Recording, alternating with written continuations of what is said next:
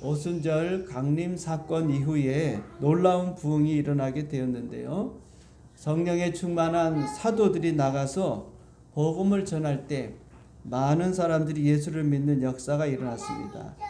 심지어 베드로가 설교할 때에 3,000명씩 회개하고 세례를 받는 그런 일도 일어나게 되었습니다. 따라서 교회가 세워지고 믿는 자들이 다 함께 있어 모든 물건을 서로 통용하고 날마다 마음을 같이하여 성전에 모이기를 힘쓰고 집에서 떡을 떼며 기쁨과 순전한 마음으로 음식을 먹고 하나님을 찬미하며 또 온 백성에게 칭송을 받으니 주께서 구원받는 사람들을 날마다 더하게 하셨다고 사도행전 2장 44절 이하에 보면 말씀하고 있는 것을 봅니다. 그리고 이제 사도행전 4장에 가서 보면 계속해서 교회가 부흥하는 일이 일어나고 있는데요. 말씀을 듣는 사람들 중에서 많은 자들이 믿었다. 사도행전 4장 4절에 보면 말씀 듣는 사람 중에 믿는 자가 많으니 남자의 수가 약 5천이나 되었다 그랬어요. 남자만 5천이면 여자는 숫자에 지금 들어가지 않았거든요. 그러니까 적어도 수많은 사람들이 예수를 믿는 그런 역사가 일어나게 되었다 그 말입니다. 여러분, 지상에 세워진 모든 교회는 완전하지가 않아요. 초대교회 역시 아무 흠도 없고 완전 무결한 교회가 아니었습니다. 초대교회는 수적으로 성장하면서 내면적인 갈등을 겪게 됐죠. 당연한 것입니다, 여러분. 사람이 많이 모이게 되면 거기에 여러 가지 문제들이 생기는 거예요. 다양한 사람들이 모이잖아요. 생각이 다르고 또 성품이 다르고 가지고 있는 가치관이 다르고, 그런데 문제가 없다? 여러분, 있을 수가 없는 거죠. 여러분, 가정에서도 부부 사이에서도 사랑하고 만나 함께 살아도 얼마나 문제가 많습니까? 그런데 교회가 성도들이 모여서 함께 신앙생활하고 믿음 생활하고 살아온 삶이 다르고 가치관이 다르고 생각이 다르고 성품이 다른데 문제가 없다? 여러분, 그럴 수가 없어요. 다 있습니다. 다만 우리가 모르는 것뿐이죠. 작은 교회는 작은 교회대로 문제가 있고 또 큰 교회는 또 큰 교회대로 문제가 있기 때문에 여러분, 크다고 문제가 많고 작다고 문제가 없다는 것은 아닙니다. 교회는 이 땅이 완전하지 않기 때문에 여러 가지 문제와 갈등을 갖고 있어요. 따라서 교회가 갖고 있는 그런 문제들, 갈등을 어떻게 처리하냐에 따라서 교회가 성장하기도 하고 또 침체하기도 한다는 것입니다. 오늘 본문을 통해서 초대교회 문제가 무엇인지 또 어떻게 그 문제를 잘 해결했는지를 우리가 살펴보면서 은혜를 받으려고 합니다. 먼저 1절에 보면 그때의 제자가 더 많아졌느니라. 졌는데 더 많아졌어요. 4장에서는 막 5,000명 모였는데 또 6장에 와서 보니까 또 더 많아졌어요. 그러면서 헬라파 유대인들이 자기의 가부들이 매일 구제에 빠짐으로 히브리파 사람들을 원망했다 그랬어요. 그러니까 초대교회는 어떤 문제가 있었느냐? 구제의 문제가 있었습니다.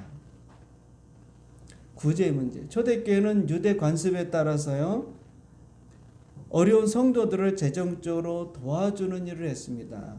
왜냐하면 당시 교회 성도들의 대부분이 가난했고 또 평민이고 또 노예 출신이 많았고 심지어 과부들이 많았습니다. 그러다 보니까 교회가 굉장히 어려웠죠.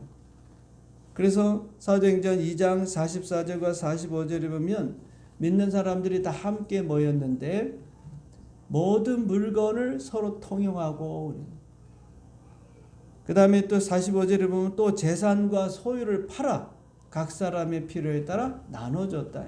그러니까 재산 있는 사람, 오늘날로 말하면 돈 있는 사람, 그런 사람들이 은혜를 받고 하나님께 나와서 하나님께 바쳤다 이 말이에요. 사도들한테 가지고 왔다. 그것을 사도들은 또 나눠줬다 이 말이에요. 가난한 자들, 교회 가난하고 어려운 자들, 그런 자들에게 다 나눠줬다. 또 사도행전 4장 35절에 보면 사도들 발 앞에 두매, 그 앞에 보면은 밭을 팔았어요. 밭을 팔아가지고 사도들 발 앞에 그 돈을 가지고 왔어요. 그들이 각 사람의 필요에 따라서 나눠줬다. 그러니까 초대교회 특징 중에 하나는 여러분, 은혜 받으니까 물질에 대한 욕심이 사라져요. 그래서 그것을 가지고 하나님의 교회에다가 헌금을 하고, 그 그 다음에 헌금을 한 것을 사도들은 어려운 자들을 다 나눠줬다. 여러분들 열심히 일하셔서 일하는 분들, 또 돈을 많이 버셔서 이런 일들을 우리가 해야 합니다. 구제사업, 의료사업, 또 선교사업, 우리가 해야 할 일이 많이 있어요. 꼭 돈으로 하는 것은 아니지만 하나님께서 하시면 되지만, 그런데 이 땅에 우리가 있는 동안에는 돈 갖고 건물을 져야 되고 돈이 있어야 도와줄 수 있는 것입니다. 물론 기도로도 돕지만, 그러니까 여러분 자꾸 편협한 생각을 하지 말고 하나님께로부터 복을 많이 받아서 우리가 교회도 좀 세우고, 여러분 의료 선교도 좀 하고, 또 외국에도 우리가 가서 교회도 좀 세우고 선교도 하고, 선교할 게 얼마나 많습니까? 동남아라든지 아프리카라든지 선교할 때가 너무 많아요. 또 도와달라는 데도 많습니다. 저희 교회도 작지만 도움을 바라는 그런 선교사님들이 많이 있어요. 도와달라고. 여러 가지 형편을 따라서 우리가 도와줘야 되는데 그렇지 못해서 안타까울 때가 많이 있어요. 그렇기 때문에 여러분, 하나님이 주신 것을 나누는 이 귀한 일에 우리가 동참하려 하면 뭐 있어야 갖고 나누죠. 아무것도 없는데 어떻게 나눕니까? 그래서 여러분들 열심히 땀 흘려서 돈을 벌어야 되는 것입니다. 나만 잘 먹고 나 잘 살려고 버는 게 우리는 아니에요. 그럴 때 하나님께서 또 복을 주실 줄 믿습니다. 자, 그런데 이제 이렇게 사도들이 나눠줬는데, 특별히 교회는 매일 양식을 나눠줬어요. 매일매일. 요사의 말로 하면 매일 점심 한 끼를 식사로 제공하는 그런 교회가 있잖아요. 뭐 목요일마다, 뭐 또는 금요일마다 그렇게 하는 분들이 있잖아요. 그래서 어려운 분들이, 노숙자 되시는 분들이 와서 식사를 하고 도움을 받고 그런 경우들이 많이 있죠. 지금은 이제 나라가 많이 부유해져서 뭐 그런 분들에게도 도움을 주고 어려운 분들에게도 국가가 도움을 줬지만, 옛날에는 가난도 나라가 어떻게 할 수가 없다 그랬어요. 그래서 이 당시에는 누군가 도움을 받지 않으면 살아갈 수가 없어요. 그래서 교회가 나서서 구제한 일에 힘썼던 것입니다.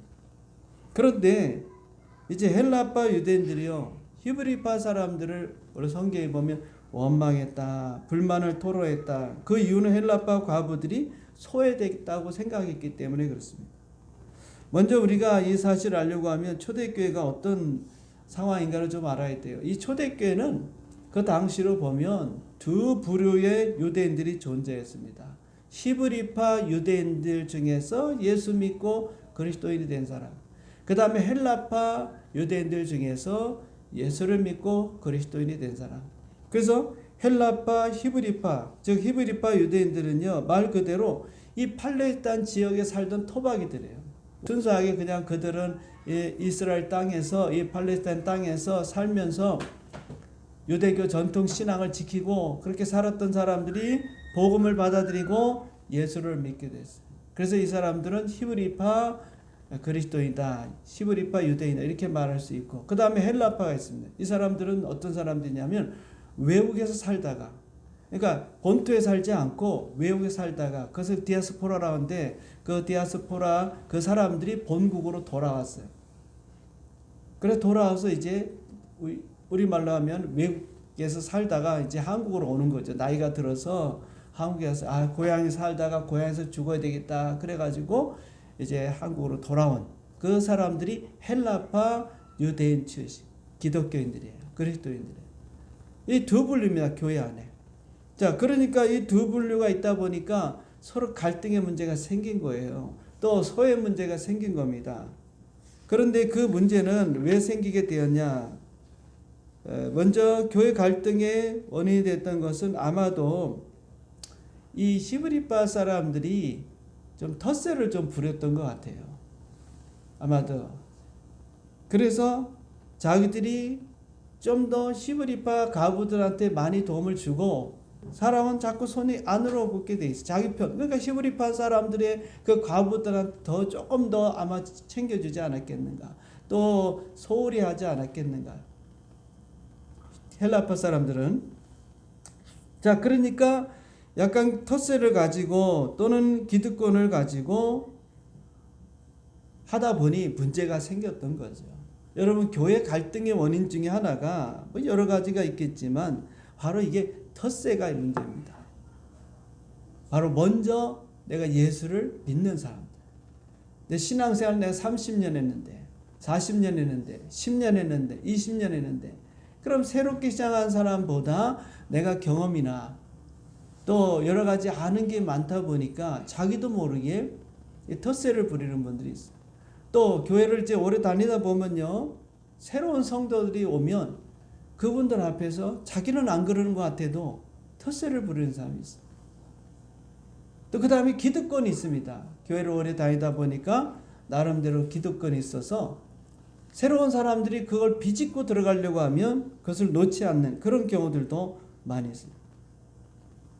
그래서 교회가 부흥하고 성장하려고 하면 여러분 새로운 성도 또는 새로운 신자 그런 분들 앞에서 텃세를 부리면 안 돼요. 또 자기가 가지고 있는 기득권을 내려놓아야 합니다. 그래서 새로운 분들이 오면 그분들에게 자리를 줘야 돼요. 자리. 그래서 그분들이 교회를 정착하고 일할 수 있도록 좀 포용하고 수용할 필요가 있대요. 새로운 사람들이 오면 마치 어린 아이를 대하듯이. 여러분 아이가 태어나면 그 아이를 어떻게 대합니까? 정성을 다해 대하지 않습니까? 그 아이에게 대해서 여러분 네가 알아서 앉아 있어. 엄마 밥 먹을 동안에 너는 그냥 굶고 있어. 그럴 부모가 없을 거예요. 애 먼저 먹이고 애가 좀 지금 상황이 어떤가 그렇게 배려를 하고 살피고 아이에 대해서 관심을 갖듯이 여러분 우리 교회 성도님들이 좀 그런 마인드를 가져야 돼요. 새로운 분들이 오면 나보다 이분이 우리 교회에 좀 늦게 왔다. 그럼 그분에 더 신경을 많이 써주셔야 돼요. 관심을 많이 가져주셔야 되고 그분들이 또 일할 수 있도록 그분들이 적응하고 우리 교회 안에서 자기 위치를 찾을 수 있도록 여러분들이 길을 열어줘야 돼요. 그렇지 않으면요 다 내 자리가 아니구나 하고 떠나야 됩니다. 교회 안에 갈등이 그런 거예요. 그래서 교회 안에서 우리 성도님들은 뭐 그럴 리는 없습니다. 제가 미리 얘기하는 거예요. 여러분들 혹시 우리가 그럴 수도 있으니까 텃세, 우리가 텃세 이런 거 버려야 되고 기득권, 내가 지금 이 교회에 먼저 왔는데 하는 그런 생각들을 우리 버리고 새로운 분들에 대해서 이렇게 포용할 수 있는 그런 마음을 가지면 그분들이 우리 교회에 정착하고 함께 믿음생활, 신앙생활 줄 믿습니다. 두 번째는 왜 그러면 헬라파 사람들이 과부들이 소외되느냐? 두 번째는요 언어 문제예요. 언어. 그러니까 히브리파 출신 기독교인들은 본토 사람이라 그랬잖아요. 토백이들이면. 근데 헬라파 출신들은 외국에 살다가 왔단 말이에요. 그러니까 언어가 이게 불확실한 거죠. 언어가 잘 통하지 않는 거죠. 여러분 말이 서로 이렇게 잘 통해야 되지 말이 안 통하게 되면 의사소통이 안 되면 거기서 갈등이 일어나는 거잖아요. 오늘 교회도 마찬가지입니다. 서로 우리가 말하고 있을 때 우리는 뭐 한국말을 하니까 그런 의미보다는 언어적인 그런 보다는 이제 말의 어떤 쓰임새 우리가 말을 할 때 있어서 상대방의 말을 이해하지 못하고 자기 주장을 강하게 한다든지 남의 말을 들으면서도 무시를 한다든지 할 때 갈등이 생기게 되어 있습니다. 여러분 성숙한 성도가 어떤 성도냐? 다른 사람의 말을 잘 이해하는 거예요. 여러분 이해하는 것입니다. 가정에서도 부부가 서로 여러분 잘 그 말에 대해서 언어에 대해서 이해만 하면 갈등이 없어져요. 여자가 말하는 언어와 남자가 말하는 언어가 다르고 듣는 게 다르다 보니까 여러분 갈등이 일어나는 거 아닙니까? 그래서 먼저 여러분 잘 들어야 돼요. 이 사람이 지금 무슨 그 말의 의미가 뭔가 왜 이런 말을 하고 있는가 그리고 그 말의 눈높이에 맞춰야 합니다. 신앙이 어린 사람, 믿음이 어린 사람, 새로 들어온 사람 그런 사람들이 여러분들이 눈높이에 맞춰서 들어야 돼요. 듣고 그것을 이해하고 그리고 그 사람이 이해할 수 있는 언어로 이야기를 해주면 문제가 사라지게 되는 거죠. 그래서 여러분 교회 안에서 서로 이야기가 잘 통하기만 하면 문제가 없습니다. 근데 서로 언어가 똑같은 우리는 한국말 쓰면서도 이게 언어가 잘 안 통할 때가 있어요. 자기 주장만 하는 겁니다. 어떤 모임에 가면 자기 주장만 막 해요. 여러분 자꾸 들어야 되거든요. 듣고 상대방을 설득시키고 설득이 안 되면 이해하고 양보하고 그래야 이 갈등이 사라지는 거예요. 그렇지 않고 자기가 주장을 하고 내 말이 옳다 무조건 밀고 나가면 갈등은 더 증폭되게 되어 있습니다. 그래서 성숙한 성도는 어떤 사람이냐? 말을 많이 하는 사람이 성숙한 사람이 아니에요. 많이 듣는 사람. 여러분 많이 들어야 됩니다. 새로운 성도들의 그 말을 많이 듣고 믿음이 약한 사람들의 말을 많이 듣고 그리고 내가 그걸 참고해서 그 말에 맞게 우리가 행동해야 돼. 그런데 오히려 반대로 신앙에 성숙한 사람은 말해주고 싶어. 야 이렇게 해야 돼. 저렇게 해야 돼. 신앙생활 이렇게 해야 돼. 믿음생활 이렇게 해야 돼. 그것은 성숙한 게 아닙니다. 그래서 야고보 1장 19절과 20절에 보면 이렇게 말씀하고 있어요. 같이 한번 읽어보겠습니다. 시작. 내 사랑하는 형제들아 너희가 알지니 사람마다 듣기는 속히 하고 말하기는 더디하며 성내기도 더디하라. 사람이 성내는 것이 하나님의 의를 이루지 못함이라. 아멘. 자, 19절 보세요. 듣기는 어떻게 하라? 사람마다 듣기는. 듣는데 귀가 커야 돼. 많이 들으셔야 됩니다. 교회에서는 많이 듣는 일에 심써야지 많이 말하려고 하면 안 돼. 말은 목사님이 하도록 해야 돼요. 저는 설교만 하니까. 하나님의 말씀만이 나가게 해야 돼요. 그리고 여러분 많이 들으셔야 돼요. 그리고 말하기는 좀 더디하시고. 이걸 한 번 또 생각해보고 또 한 번 생각해보고 혹시 이 성도가 내가 이 말했을 때 상처받지 않을까? 여러분 나는 편하게 얘기한다 해도 다른 사람이 상처받는 경우가 많이 있어요. 뭐 저도 마찬가지지만 말에 실수가 없을 수는 없으니까. 너무 우리가 말을 쉽게 합니다. 내 생각이 옳다고 생각하기 때문에. 그럴 때일수록 더 신중하게 우리가 말을 조심해야 합니다. 가정에서도 마찬가지고 부부 사이도 마찬가지. 많이 안다고 친하다고 우리가 말을 조심해요. 그래서 상처를 주는 경우가 많잖아요. 그 다음에 더 중요한 게 성내지 말아요. 내가 말을 했는데 못 알아들으면 확 성낸 사람이 있어요. 못 알아들으면 설명을 해야죠. 왜 못 알아들었을까? 내가 말을 잘못했을까? 그렇게 본인을 살펴야 되는데 못 알아듣는다고 아이 그것도 못 알아들어. 본인이 확 성을 내고. 이건 성숙한 신앙인이 될 수가 없어요. 여러분 만약에 새 신자가 왔는데 뭐라 했는데 내가 뭐라고 말했는데 못 알아들었어요. 내가 화를 내보십시오. 그분이 정착하고 신앙생활 하겠는가? 그래서 교회에서는 특별히 성도님 우리 예수 믿는 우리 성도님들은 화를 내는 일에는 자제해야 되죠. 그래서 좀 언성이 높으면 안 돼요. 교회에서는 좀 언성이 높으면 안 돼요. 그러면 갈등의 요소가 없어집니다. 그런데 이것도 저것도 모르고 성질을 내고 교회 안에서 소리를 치고 하는 어리석은 분들이 많이 있어요. 세상에 하던 거를 다 이 교회 안으로 가져온 거죠. 여기 교회는 누가 계시다 그랬습니까? 예수님. 예, 예수님. 하나님이 계신 데서 왜 소리를 내냐? 더 여러분 조용히 얘기하세요. 못 알아들으면 아 이분이 못 알아듣는구나. 그렇게 생각하고 어떻게 설명을 해줄까 고민을 좀 하셔야지. 성을 내게 되면 하나님의 의를 이루지 못합니다. 갈등의 요소가 된다 그 말이에요. 그래서 이런 갈등의 요소 아마 초대교회도 그랬던 것 같아요. 서로 말이 안 통하니까 거기는 이제 언어가 안 통하니까 그런 갈등의 요소가 좀 생기잖아요. 자 그러면 이런 갈등의 요소를 어떻게 해결했나?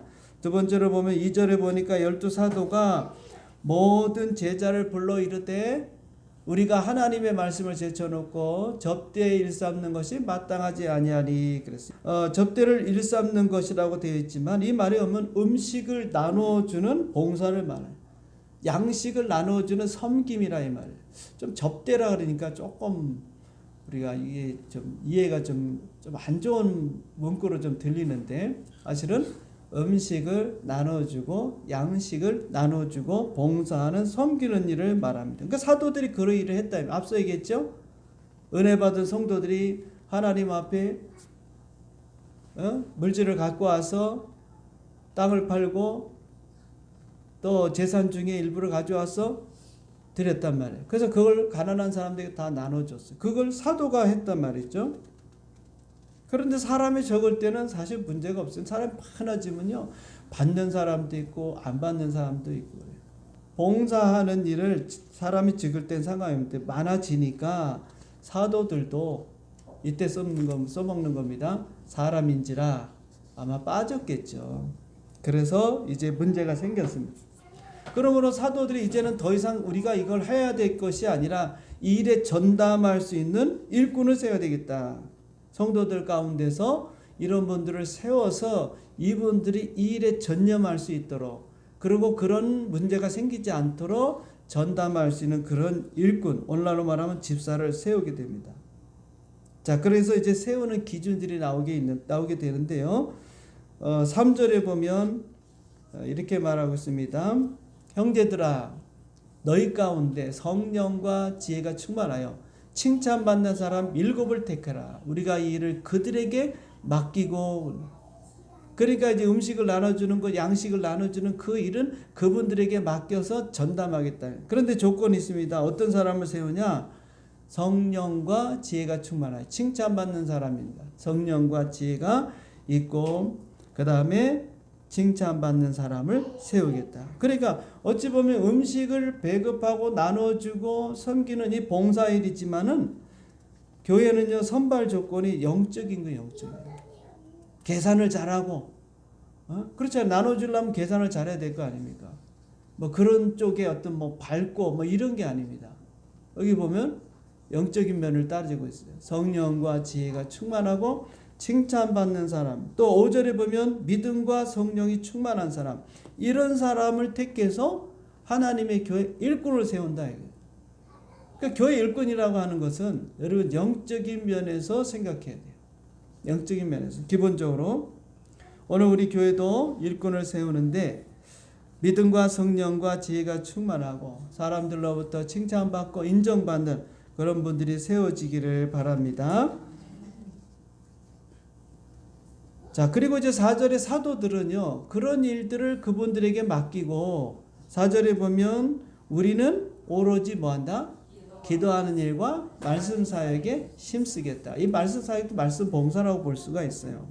그러니까 기도하는 일, 그 다음에 하나님의 말씀을 전하는 일, 이 두 가지에 힘쓰겠다. 그 말이에요. 여러분, 교회에서 봉사하는 우리 교회 봉사는 모든 분들이 해야 되는 거예요. 누구는 하고 누구는 안 해서는 안 됩니다. 교회는 모든 분들이 함께, 물론 다 일할 수는 없죠. 다 일할 수는 없지만 그러면 내가 그 중에 뭔가 하나는 내가 해야 되겠다. 그 일에 전담하도록 사도들은 정했다. 그 말. 그래서 교회 안에서 주어지는 이 직분은 봉사하는 건 봉사. 자발적인 봉사. 어떤 직분이 계급이 아닙니다. 목사가 제일 위에고 그 다음에 장로고 뭐 권사고 집사고 그렇지가 않아요. 다 똑같습니다. 우리는 예수님 안에서 다 똑같은데 직임이 다른 거예요. 역할이 다르다 이 말이에요. 아, 이분은 이거, 목사님은 설교하고 기도하는 주로 그 일에 힘쓰시고 우리는 이런 봉사하는 일, 장로님은 또 이런 일, 권사님은 또 이런 일, 각자가 다른 거지 우리는 이 계급으로 생각해요. 그래서는 안 됩니다. 그래서 장로님은 장로님으로, 목사님은 목사님으로, 집사님은 집사님으로, 권사님은 권사님으로 각자 자기에게 직무를 맡겨준 대로 감당하면 되는 것입니다. 물론 이제 교회 일꾼이 세워질 때 보면 자기 자신이 부족함을 느낄 때도 있어요. 그래서 여러분들이 어떤 직분을 맡길 때 그분이 장로라고 권사라고 완벽하니까 부족함이 없으니까 세우는 게 아닙니다. 세워놓고 이제 만들어 가는 거예요. 제가 보니까 저도 목사가 돼서 이 지금에 와서 보면 목사의 자격이 있어서 세운 게 아니라 목사로 세워놓고 만들어 가는 거예요. 다듬어 가는 거예요. 처음에 그냥 원통 하나, 딱 나무통 하나 있는데 그 나무를 계속해서 쪼아서 나중에는 작품을 만들듯이 세월이 지나니까 좀 목사가 되는 것 같아요. 하나님께서 그렇게 다듬어 가는구나. 그래서 여러분들이 다른 사람을 볼 때 좀 부족해도 아직 하나님이 덜 만드셨는가 보다. 그렇게 생각하시면 돼요. 자, 그래서 여러분 중요한 것은 우리 맡은 분들이 어떻게 해야 됩니까? 맡겨준 일에 충성해야 돼요. 충성. 뭐 해야 된다고요? 저기 고린도서 4장 2절. 자, 읽읍시다. 시작. 그리고 맡은 자에게 구할 것은 뭐다? 충성이다. 할렐루야. 할렐루야. 예, 충성입니다. 충성. 열심히 주어진 일에 잘하면 되는 거예요. 그러니까 하나님이 기뻐하시는 거예요. 지금은 부족하고 지금은 모자르지만 내가 직분 받아서 열심히 하면 돼요. 열심히. 하나님 앞에서 맡겨준 일. 그러므로 오늘 우리 교회가 이런 성도들, 이런 일꾼이 세워지기 바랍니다. 자, 그래서 이제 7사람을 이제 세우게 됩니다. 5절. 거기 보면은 이제 스데반, 또 빌리, 브로고로, 니가노로, 디몬, 바메나, 유대계에 있던 안디옥 사람 니골라. 7명을 이제 세우게 됩니다. 이 7명이 어떤 사람들이냐면 헬라파 사람들이에요. 아까 우리가 문제가 뭐가 있었죠? 히브리파 사람들을 원망했다. 헬라파 과부들이 소외되니까. 그러니까 이 문제 음식을 나눠주고 양식을 나눠주는 일에 있어서 앞서 얘기했지만은 손으로 암으로 굽기 때문에 히브리파 사람을 세워놓으면 또 문제가 생기는 거예요. 그러니까 그 반대편에 있는 어려움을 당하고 있는 소외당에는 헬라파 사람 지도자를 세운 거예요. 이 7명이 그렇다 이게. 다 헬라파 출신이에요. 히브리파는 없는 거예요. 그럼 공정해지겠죠 아무래도. 만약에 히브리파 사람을 세우면 또 불만이 생길 거 아닙니까? 자기네 편을 세웠네? 그러면 또 문제가 생길 거 아닙니까? 그러니까 반대편에 있는 사람을 세운 거예요. 당신들이 그런 어려움이 있냐? 그런 불만이 있냐? 그럼 당신들의 속한 사람들을 세워줄게. 그러면 불만이 딱 사라지는 거 아닙니까? 교회라는 게 그런 거예요 여러분. 내가 양보하면 문제가 해결된다 이 말이에요. 끝까지 막 여러분 교회가 두 쪽이 나는 게 진리와 말씀 때문에 교회가 나눠지는 게 아닙니다. 아무것도 아닌 것 같고 나눠지는 거예요. 이제 이 7사람을 세웠고요. 그들에게 안수해서 그런 권한을 주고 하나님의 교회 일꾼을 세웠습니다. 오늘 우리도 하나님의 교회 일꾼이 세워져서 정말 뭐 우리는 문제가 없지만 하나님의 교회가 이 기회를 통해 더 성장하고 부흥하는 그런 기회가 되기를 주님의 이름으로 축원드립니다. 아멘.